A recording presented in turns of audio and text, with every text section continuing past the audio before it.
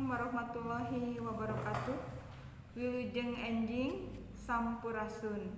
Tepang deui dina pangajaran basa Sunda. Dina danget ieu bade dipedar materi ngeunaan pupujian.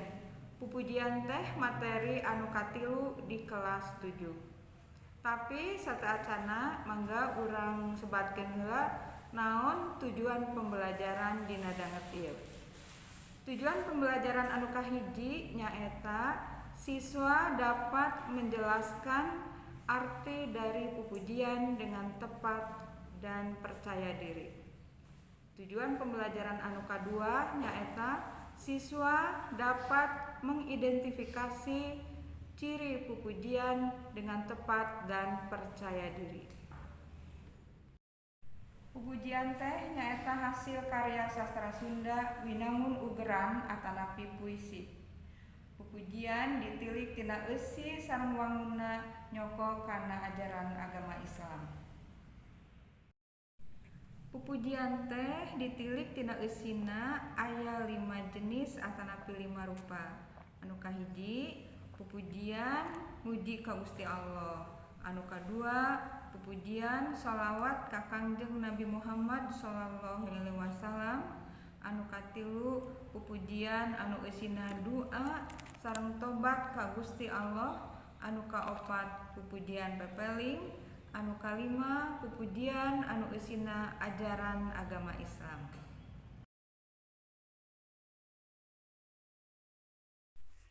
Ya Allah nu sifat Rahman, nikmat ngawalatraan, sadayana kabagean, kanu kafir kanu iman.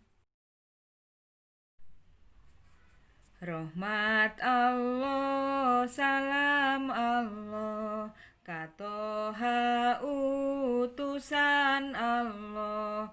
Rahmat Allah, salam Allah, ka Yasin kakasih Allah.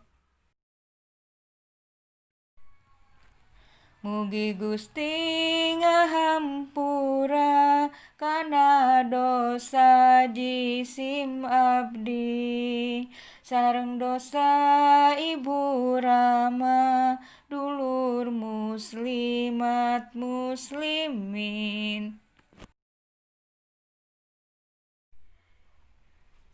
Eling-eling dulur kabeh ibadah ulah campole, berang peting ulah wele, bisina kaburu pae.